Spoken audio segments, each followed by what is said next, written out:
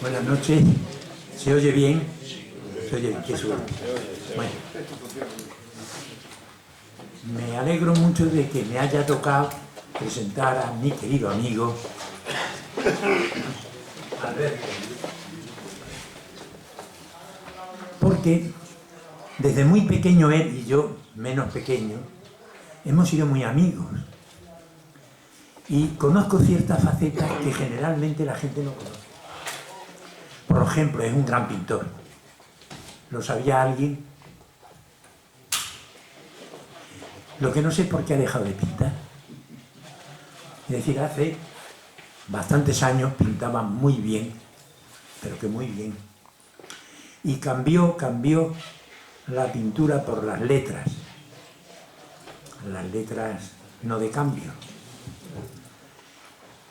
Siempre ha sido muy importante su dedicación a la juventud, la enseñanza y sobre todo, más que la enseñanza, la educación, que se ha ido perdiendo. Ha llegado un momento en que la gente se cree que la educación es decir buenas tardes, buenos días, es algo más profundo, y él lo sabe y lo ha practicado.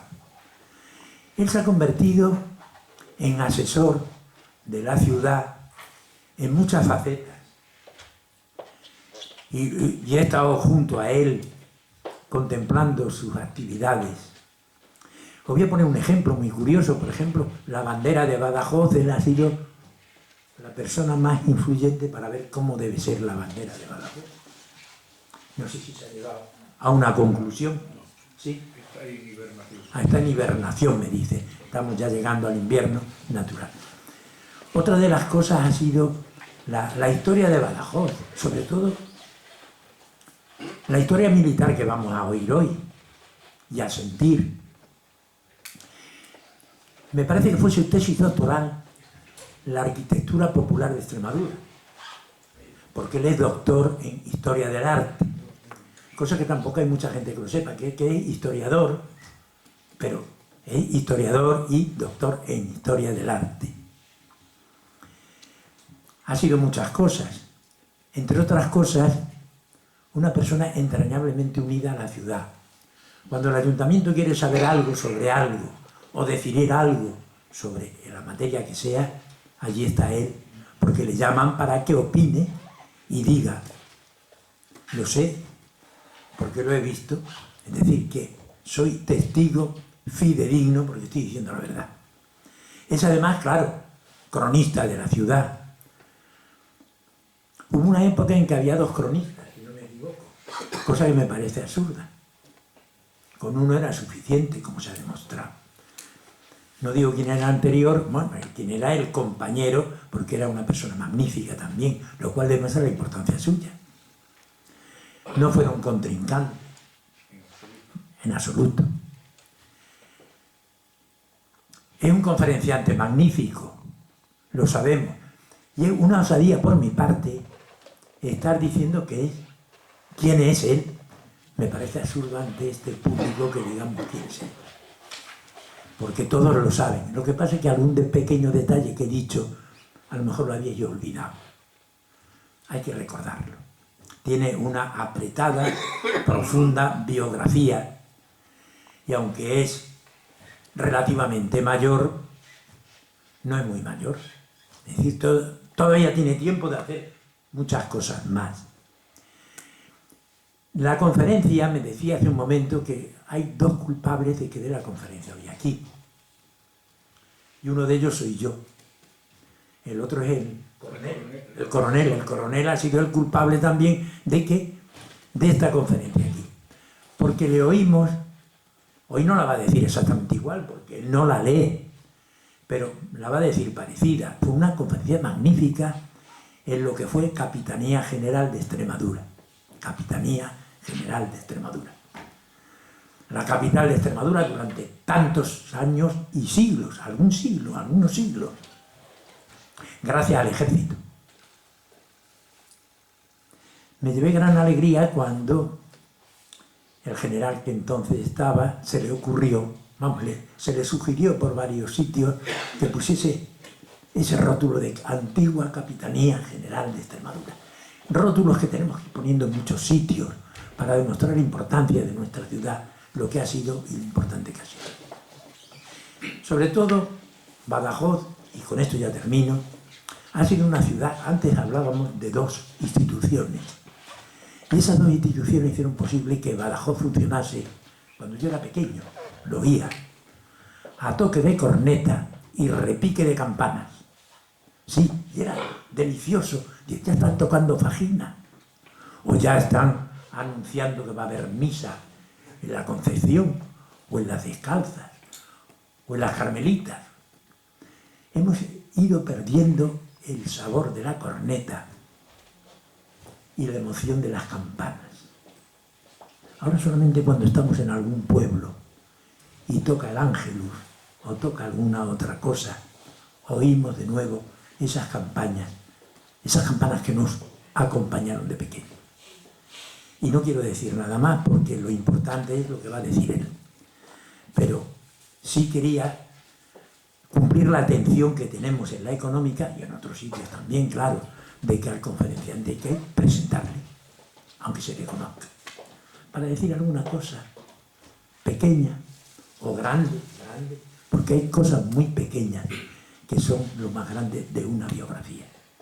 Su fidelidad a la ciudad, esa quizás sea, y su capacidad de comunicación, su expresividad, su facilidad de comunicación. Tiene la palabra mi querido amigo. Se me olvidaba una cosa que quería decir, se me olvidaba. Yo tuve la suerte de tener de profesora de francés a su abuela, doña Luz Vilmenot, que sabía más francés que el catedrático al cual sustituía de cuando en cuando o algún curso. Y tuve la suerte también de formar parte de una tertulia gastronómica, cosa que yo soy muy mal comedor. He sido desde pequeño un niño inapetente, pero pertenecer a una mesa redonda donde estaba su padre, que también fue un gran artista, un gran fotógrafo, un gran periodista. Se me olvidaba una cosa importante, que es conectar no solo con él, sino con su familia, cuando quieras. Paco, muchas gracias. Muchas gracias. De verdad, hombre, si siempre es una satisfacción tener la oportunidad de pronunciar unas palabras, sobre todo de algo a lo que uno está tan dedicado como es su propia ciudad, si además previamente hay una presentación como la de Paco, ya casi uno podía levantarse y marcharse, es decir, está todo dicho. Muchas gracias. Sí, efectivamente, conoció a mí. Antes citaba yo ahí a Augusto Rebollo y decía yo que fue uno de mis maestros, y otra de mis maestras fue mi abuela Luz Villemenot. Mi amigo Luis Díez conoce bien su historia, era francesa, era una mujer. Pero bueno, vamos a el origen de la conferencia, efectivamente, que tiene dos impulsores, más que dos culpables, dos impulsores. El primero fue el coronel Rivas Moriana, del Regimiento de Infantería de Castilla, el arraigado, el clásico de siempre en nuestra ciudad, que me pidió que pronunciara una conferencia con un enfoque en cierto modo novedoso, porque aquí en Badajoz se ha hablado mucho del ejército, claro, lo decía antes Paco, y lo hemos repetido todos los que nos aproximamos a estas cosas, que Badajoz es inconcebible sin su dimensión militar. Para muchos, aunque no es completamente cierto, la historia de Badajoz es su historia militar. Digo que no es completamente cierto porque afortunadamente, como ha dicho Paco, Badajoz tiene otras facetas. Lo que desde luego sí puede afirmarse es que sin la historia militar no puede concebirse la historia de Badajoz. Y se ha hablado mucho de la historia militar de Badajoz y naturalmente de sus protagonistas, que son los militares, el ejército, pero siempre desde la perspectiva estrictamente militar. Y al coronel se le ocurrió, y a mí me pareció muy sugestivo, hablar desde otra perspectiva, es decir, la integración del ejército con Badajoz, la relación de la ciudad de Badajoz con el ejército, cuando el ejército no estaba en el ejercicio de las funciones que para muchos resultan las únicas y exclusivas, que es la guerra, sino cuando el ejército estaba en la paz, que también tiene un amplio campo de actuación. Y pronunciamos esa conferencia, como decía Paco, en el Palacio de Capitanía en el mes de septiembre. Y Paco, que estuvo allí, dijo, hombre, esta conferencia habría que repetirla en la económica, porque aunque aquí hay mucha gente del mundo civil, pero fundamentalmente son militares, convendría, si no te importa, y, naturalmente, encantado de hacerlo.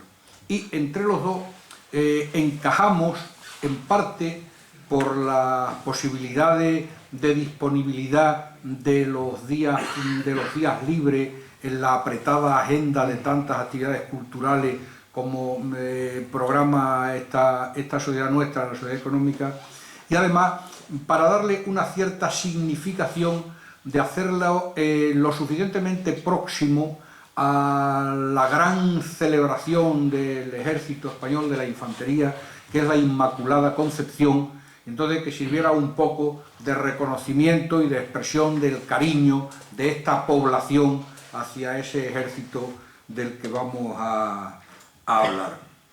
En la conferencia primaria, en la primera, esta podía ser una conferencia como la rebelión de las masas.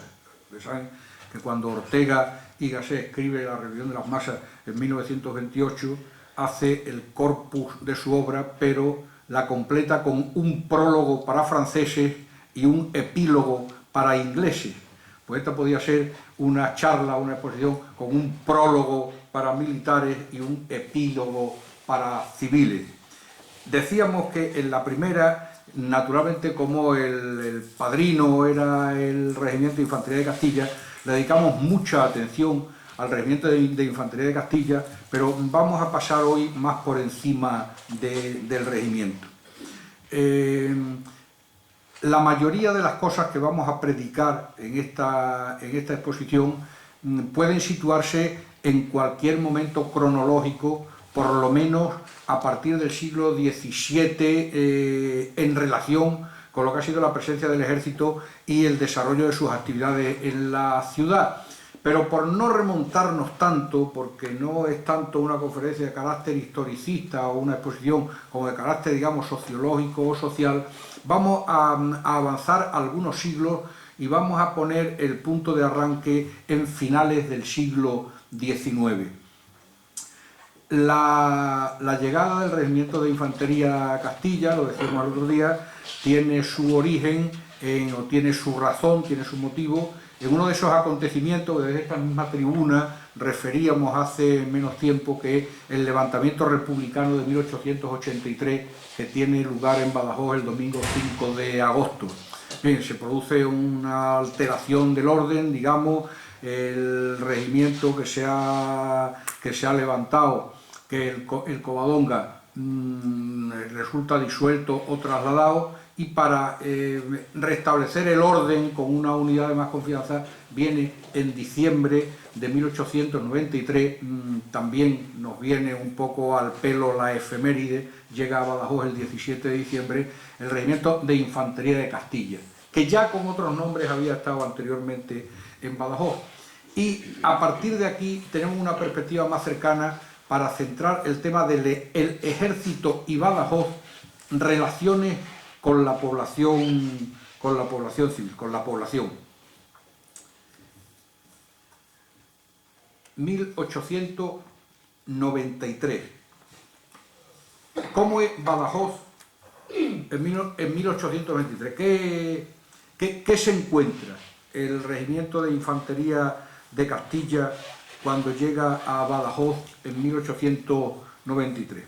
Pues ya en aquella época, y establecemos la frontera de 1893, que además de ser la concreta de la llegada del Regimiento de Infantería de Castilla, nos sirve un poco para establecer una frontera, porque aunque el carácter militar de Badajoz no se ha perdido a lo largo del tiempo, naturalmente va evolucionando a tenor de la evolución del tiempo y de las circunstancias militares y políticas. Badajoz en 1893 sigue siendo una plaza fuerte, con sus instalaciones militares intactas y en orden de revista. Se continúan haciendo obras de mantenimiento, de consolidación, de ampliación, de mejora. Fuera de la ciudad no hay otra construcción que los fuertes avanzados, Pardalera, San Cristóbal, queda algo de la Trinidad, queda muy poco de San Miguel, está el Ornabeque de la puerta de la cabeza del puente, y hay unos muy incipientes inicios de barriada, muy aislados, uno en la estación de ferrocarril, en torno a las instalaciones del tren, que se están todavía consolidando, y otras muy poco consolidadas también en San Roque. Pero Badajoz es la ciudad, está dentro de las murallas. Es una población a finales del siglo XIX que ya tiene casi 25.000 habitantes, y ese es el panorama que se encuentra el Regimiento de Infantería de Castilla.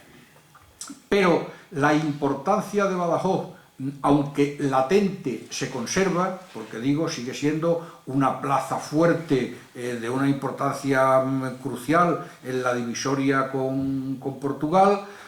Está, digamos, en un estado latente, porque realmente las técnicas de la guerra, la poliorcética, han cambiado, aunque muy poco tiempo antes, todavía en 1870, la guerra franco-prusiana pues prácticamente se hace como el siglo XVII, gente atacando fortificaciones abaluartadas, es decir, que no estaba tan fuera de lógica que pudiera tener un uso militar todavía la fortificación.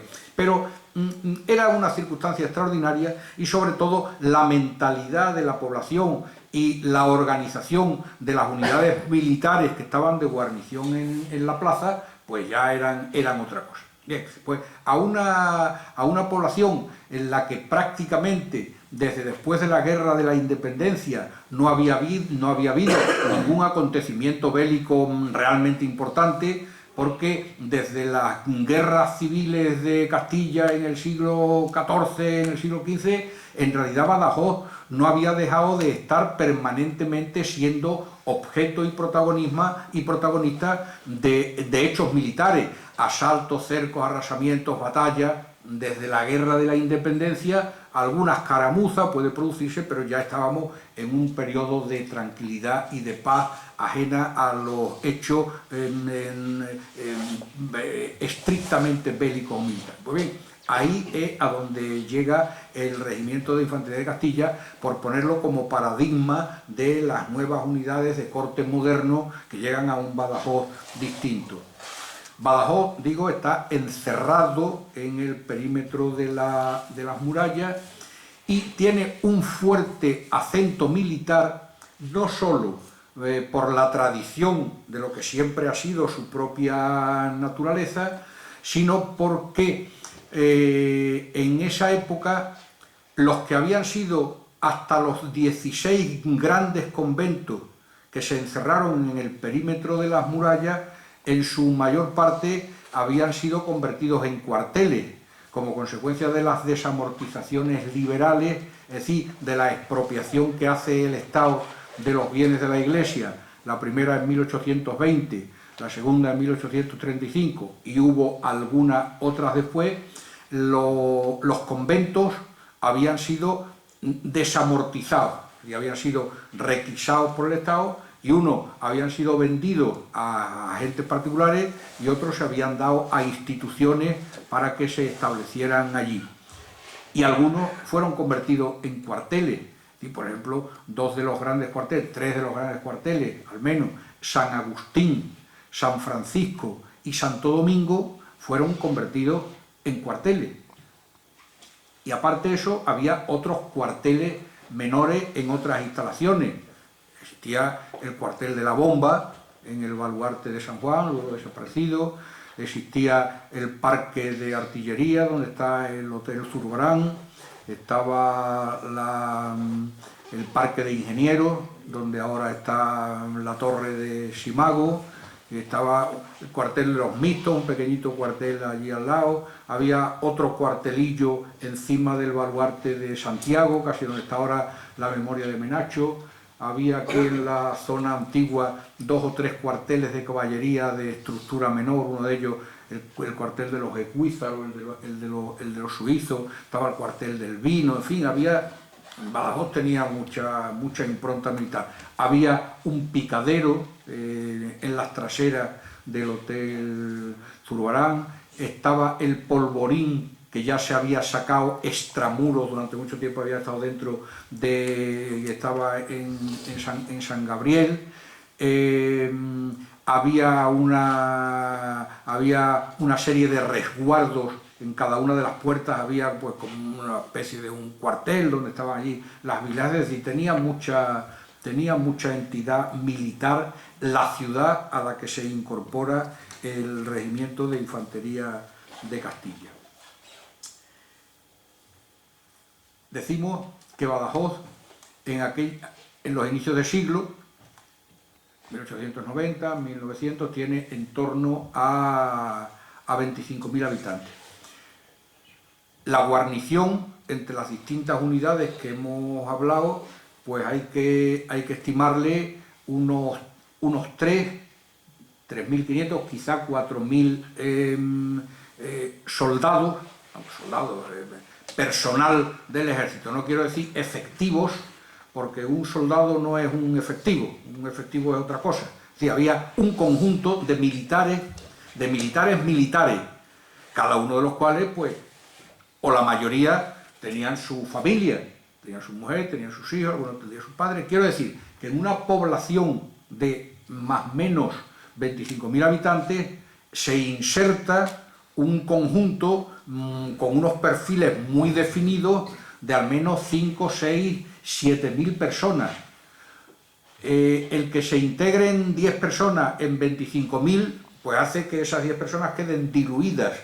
Pero si el colectivo es tan numeroso y tan potente, no solo numéricamente, sino cualitativamente, porque tiene unos esquemas de funcionamiento y una disciplina y unos sistemas de vida, pues esto no cabe duda que se proyecta sobre la ciudad y tiñe a la población en la que se inserta de unas determinadas características muy particulares, que hacen que la ciudad absorba al ejército, pero el ejército se proyecte sobre la ciudad y le dedique una serie de improntas y le transmita una serie de condiciones y de características.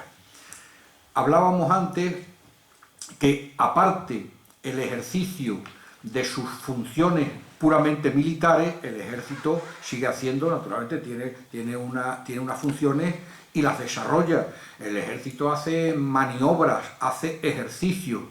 En una época mucho más tardía, como son los años de la posguerra, años 40 y tantos, 50, que ya estaba muy avanzado el siglo, yo recuerdo haber ido a los glacis a ver hacer la instrucción de los soldados, y como yo iban muchos muchachos, era un espectáculo, era una cosa novedosa. Comentaba yo con el Freixenet y con el coronel Rivas Moriano que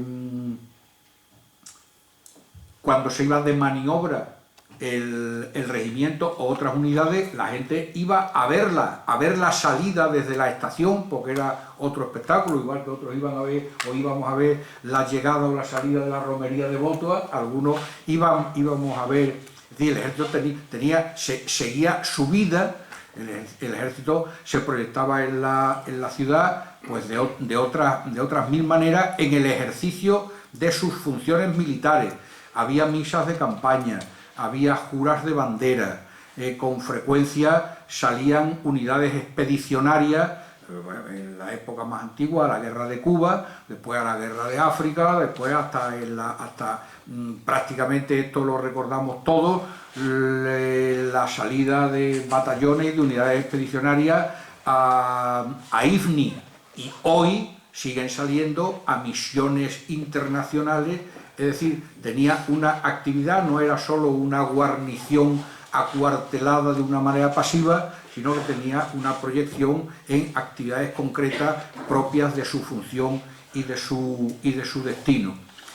El ejército estaba presente como tal ejército, pues cubriendo las carreras en las procesiones, acompañando a las procesiones, haciendo desfiles, se hacían misas de campaña. En Badajoz llegó a haber en algún momento 4 o 5 regimientos, más o menos numerosos, Gravelina, Villarrobledo, Tarifa, en algún momento estuvo Saboya, se fue, luego volvió Castilla, cada uno de los cuales tenían entonces lo que en términos militares llaman música y en términos civiles llamamos banda. Y entonces las bandas de música, a mí me costó hasta que yo me enteré que salía el ejército con 3 unidades de tal, música y banda. Yo decía, bueno, la música será la banda, ¿no? La banda es las cornetas y los tambores y la música es la otra cosa. Bueno, pues el ejército, que llegó a tener hasta 5 bandas, aparte había la municipal, había la del hospicio en una época, por una población con 25 o 30 mil habitantes, y había 6 o 8 bandas que daban conciertos, tocando pasacalles y pasodobles y en fin, esas músicas marciales propias de la música militar, que es tan vibrante y que es tan atractiva, y zarzuelas y en fin, y otro tipo de composiciones. Pero es que además, y esto es un conjunto que se acuña y que permanece hasta que yo creo que por la distancia física, por el alejamiento físico, se va diluyendo, lo que acaba por convertirse en un grupo muy bien definido, que es la guarnición de la plaza. En ese Badajoz al que estamos refiriéndonos de principios de siglo, que en lo físico, en lo urbanístico, en lo constructivo, era, como hemos dicho, una ciudad muy apretada en el interior de sus murallas, con muchos cuarteles, los conventos que no habían sido destinados a cuarteles o no habían sido vendidos, en algunos casos sus capillas se reconvierten en las que hoy son iglesias.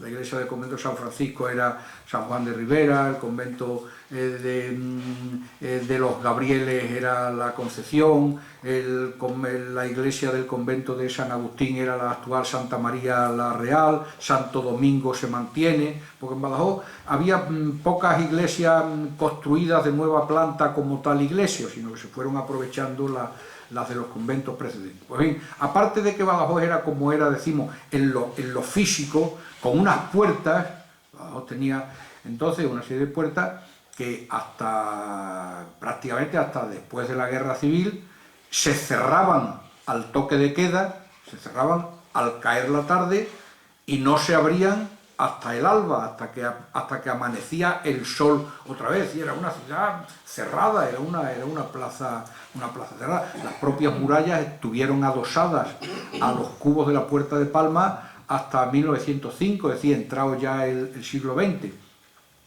Y la gente, eso era el componente físico. ¿Cómo era el componente humano? ¿Qué gente vivía dentro de Badajoz? ¿Quiénes eran esos 20, 25.000, 30.000 habitantes del Badajoz del principio del siglo?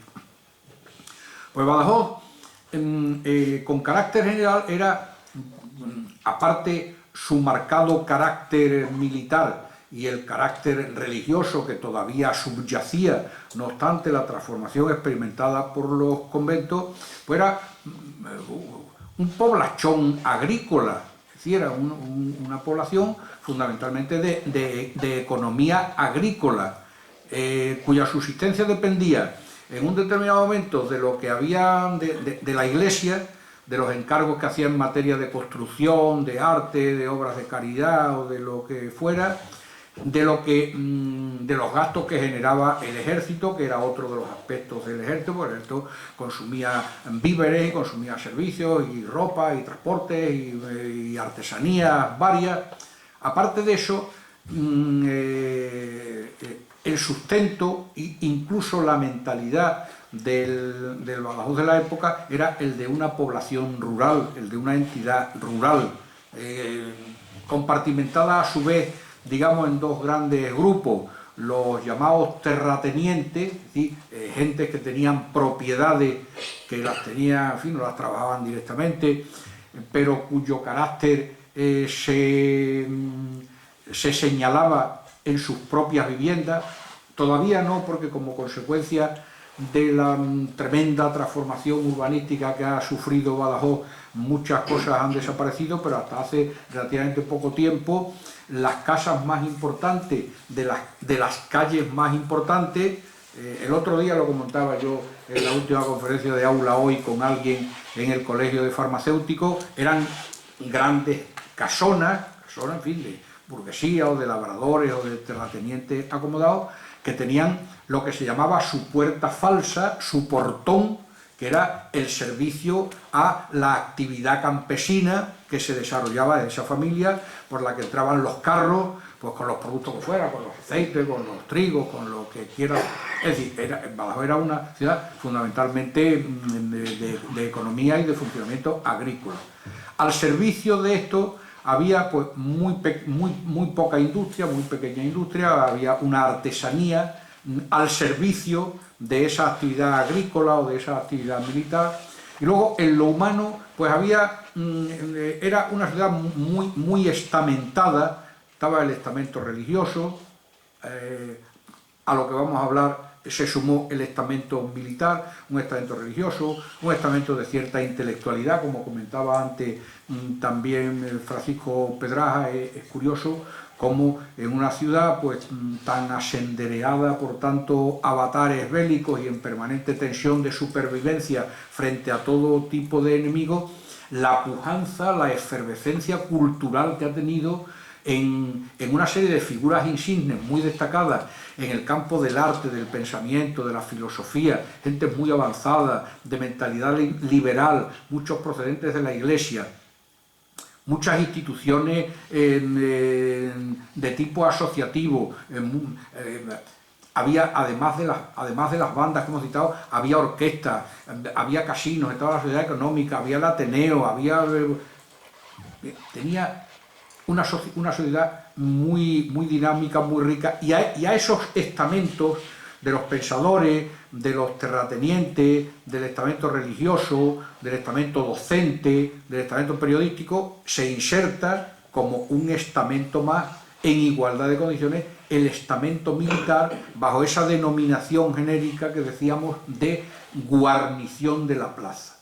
De tal manera que la guarnición de la plaza se integra de tal manera, en tal intensidad y de una manera tan natural que, por ejemplo, curioso, en Badajoz no hubo nunca un casino militar, porque no hacía falta, porque el ejército se insertaba en la sociedad civil, no necesitaba crear un elemento propio aparte, sino que se insertaba en las sociedades que había, dependiendo de la graduación, ¿no?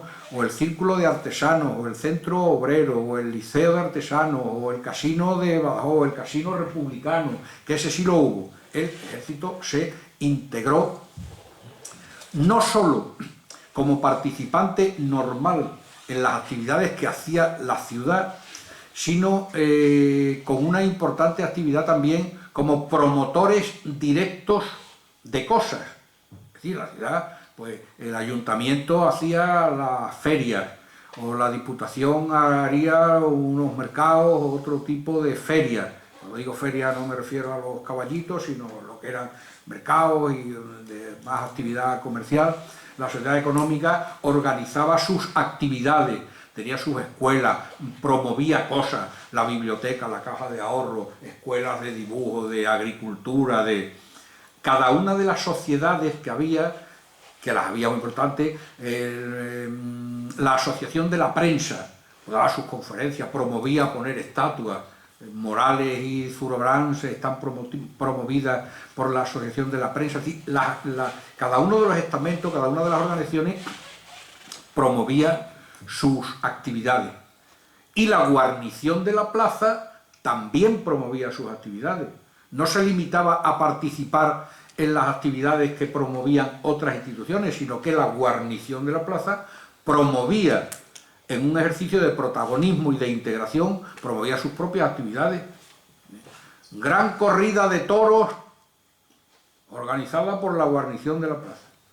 Baile de sociedad organizada por la guarnición de la plaza. Concierto de música tal, organizada por la guarnición de la plaza. La guarnición de la plaza se había constituido con independencia o como complemento de su dimensión militar en un elemento más integrado en la población de una vivacidad. Otra manera en la que se integraba la guarnición de la plaza en la población era por la vía del matrimonio. Es decir, a partir del principio del siglo, pues son miles las muchachas, las jóvenes de Badajoz, que contraen matrimonio con oficiales, con jefes e incluso con soldados. Cada uno de ellos, militares sin graduación, como se llamaba hasta un determinado momento. De tal manera que pues, un gran número de las familias de más arraigo y de más abolengo y de más renombre en el Badajoz de nuestros días tienen su origen en el matrimonio de un miembro de la guarnición de la plaza del ejército con las familias más distinguidas y más, decíamos el otro día, dábamos algunos nombres, no quiero repetir ninguno porque siempre se olvidarán, pero son muchísimos. Y en ese mismo orden, también lo comentábamos antes de empezar la intervención, son muchísimos los nombres propios de militares que se integran en la sociedad civil y que descuellan no por su dimensión como militares, sino por su dimensión como gente con una actividad en el mundo civil. Muchos médicos, muchos abogados, muchos profesores, ingenieros, arquitectos, en todos los órdenes de la vida, incluso en el de los personajes típicos. Se citaba aquí, por ejemplo, pues, en el terreno de la música, por remontarnos al padre de Cristóbal Audrí a principios del siglo XIX, pero después está Bonifacio Gil, está el maestro Berzosa, del que se hablaba, Almansa, Valverde, efectivamente. En el terreno de la ingeniería y de la arquitectura, Carlos Vila, el que hace el Palacio de Capitanía y que después tiene otra serie de obras civiles, Curro Franco, el célebre Curro Franco, autor del cuartel de Menacho, pero autor también de algunos de los edificios más bonitos y más ornamentados de la arquitectura estilo regionalista de Badajoz, o Almendros y Carande y Civillé, autores de la memoria de Menacho y autores de otras muchas obras de tipo ornamental o de tipo constructivo en Badajoz. Los médicos del hospital militar eran gente de un gran renombre porque eran gente muy cualificada y que se hicieron también un gran sitio en el mundo de la medicina de Badajoz. La historia del deporte en Badajoz es inseparable de los nombres militares. Había un gran capitán Almansa, que fue médico, y había un gran capitán Almansa, que fue uno de los primeros y mejores entrenadores del Club Deportivo Badajoz, el capitán Almansa. O en el campo de la meteorología, ¿cómo nos podemos olvidar de la familia Chorot? O en la familia del arte, Silveira, Guillermo Silveira, militar de aviación. Es decir, que la integración, la inserción del ejército en Badajoz trasciende mucho lo que es la actividad puramente bélica de los momentos más críticos, sino que se inserta con la ciudad. También resulta obligado mencionar la integración del ejército, que aunque ahora se haya hecho una unidad especial, en fin, que suena mucho y que parece que con ella se ha inventado esa función, nada más lejos de la realidad, la UME, la Unidad Militar de Emergencia, porque el ejército, al menos en Badajoz, ha sido siempre una UME, de tal manera que cada vez que en Badajoz ha habido una catástrofe, en la vanguardia de la ayuda y de la colaboración ha estado el ejército. Badajoz, todos conocemos que cíclicamente ha sufrido las embestidas del río Guadiana.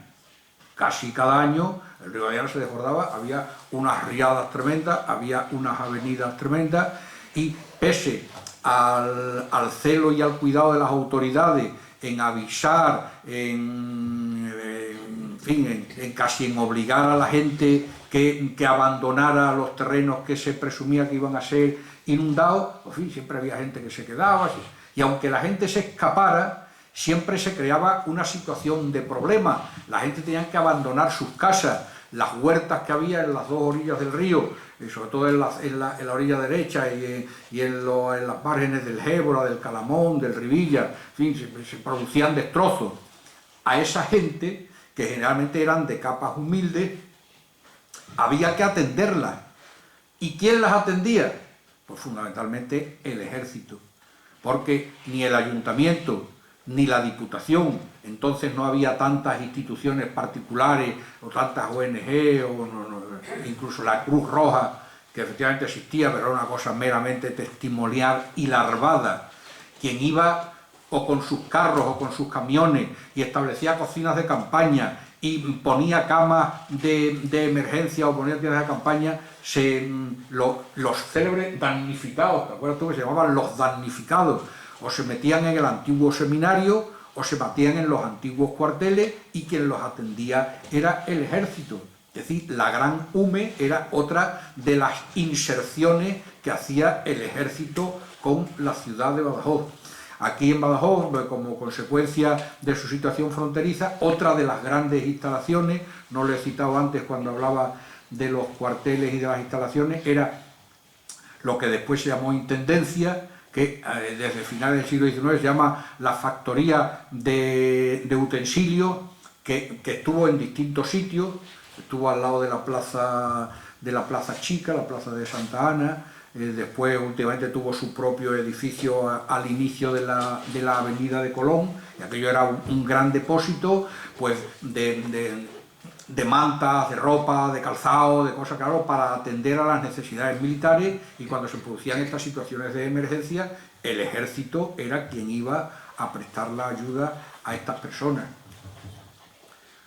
Otra prueba del arraigo y de la identificación del ejército con Badajoz es que incluso hoy, con los vientos que corren, incluso hoy son muchísimas las calles que en Badajoz siguen ostentando el nombre de un militar o de un acontecimiento militar, o bien militares naturales de la ciudad o militares que han tenido un papel relevante en hechos relacionados con la ciudad o con grandes hechos militares de la gran historia de España.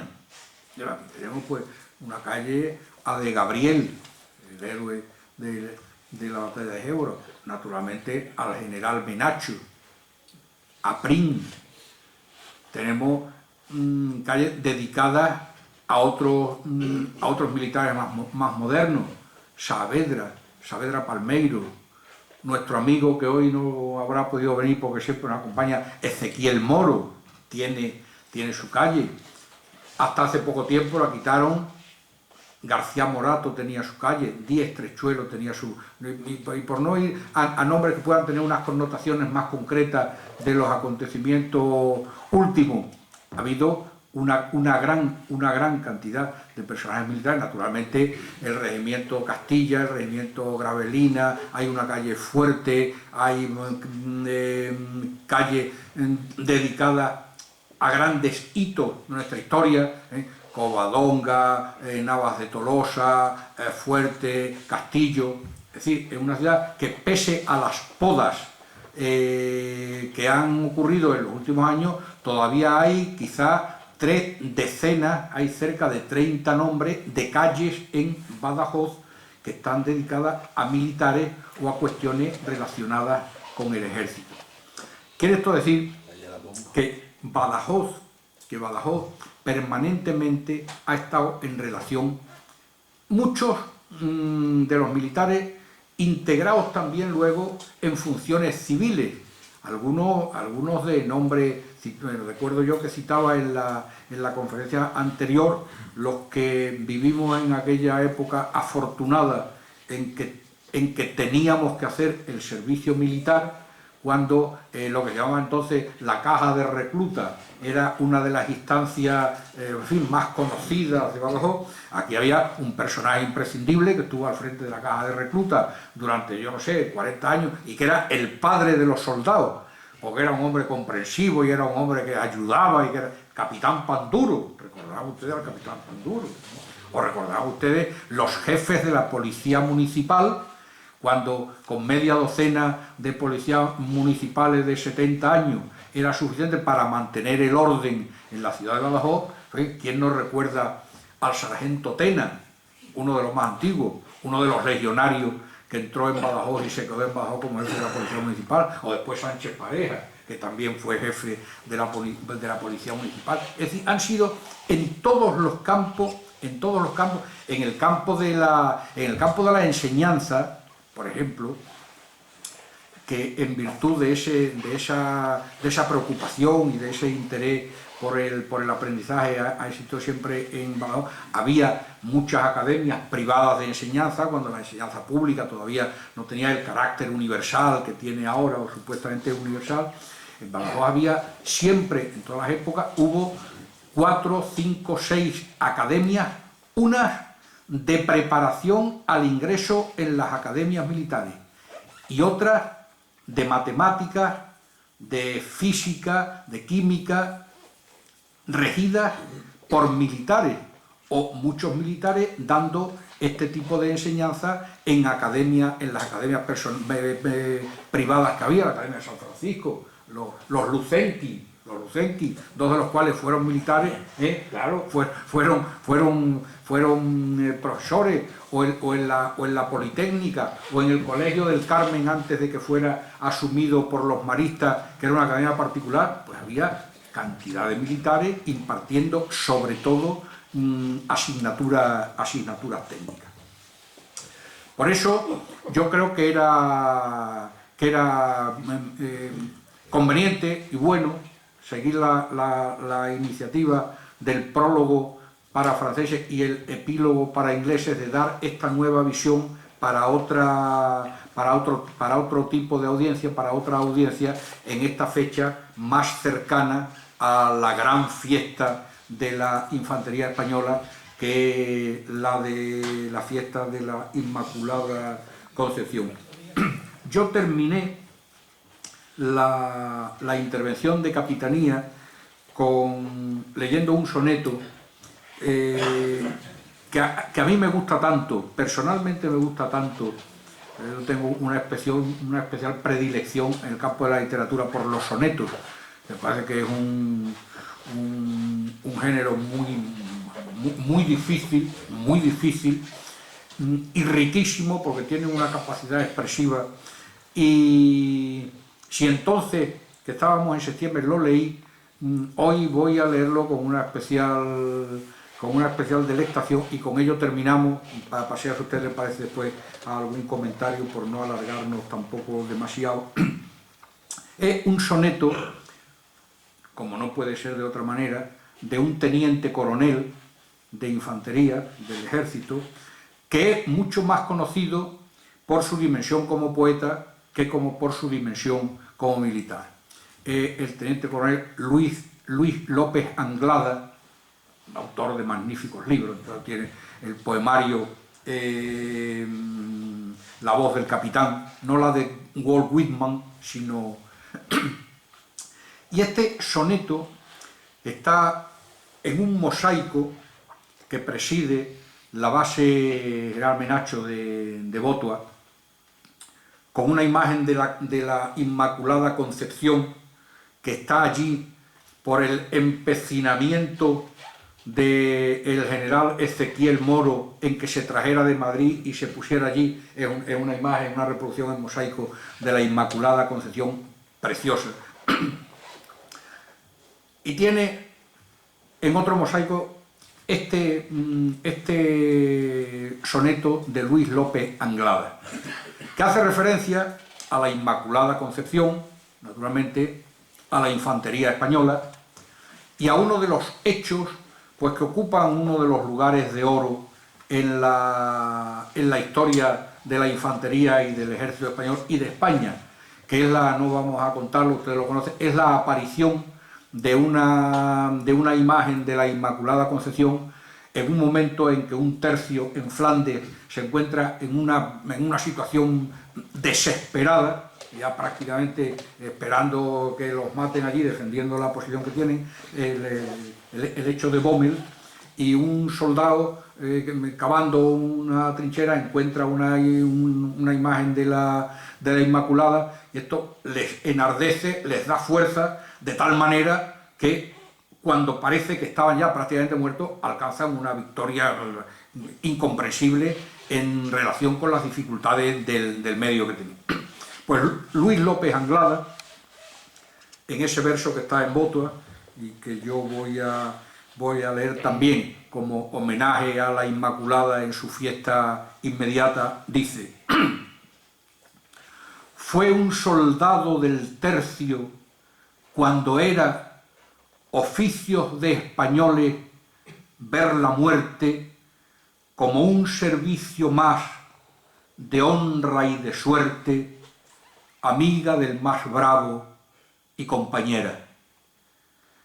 Cavaba para tumba la trinchera más que para salvarse, tierra inerte, hecha para el descanso del más fuerte, siempre juntas la muerte y la bandera.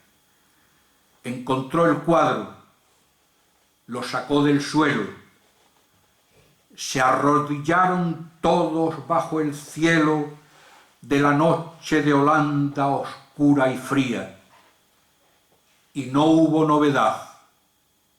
De madrugada se heló la mar, y sobre el agua helada desfiló una vez más la infantería.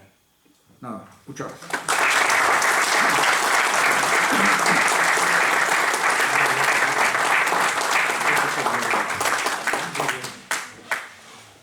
Bueno, mucho. Sí, sí. Lo que personalmente. Cuando vino a un homenaje a Ortega Muñoz. Yo lo conocía perfectamente. Muy bien, bueno. Muy bien. ¿Alguna pregunta que quieran hacer? ¿Ha habido alguna vez un intento de llevarse el regimiento de aquí a la... Intento. Sí. Que yo sepa, no. Que yo sepa, no.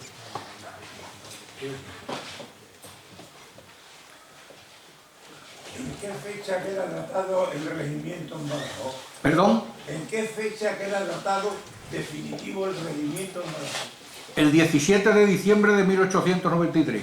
Ya definitivamente, no antes que tuvo otro... No, es que antes había habido unidades que se habían llamado Castilla, Regimiento Castilla, Tercio Castilla, pero como el antecedente directo, salvo rectificación por parte de los expertos, es ese. 1890. 17 de diciembre de 1893, es cuando llega a Badajoz.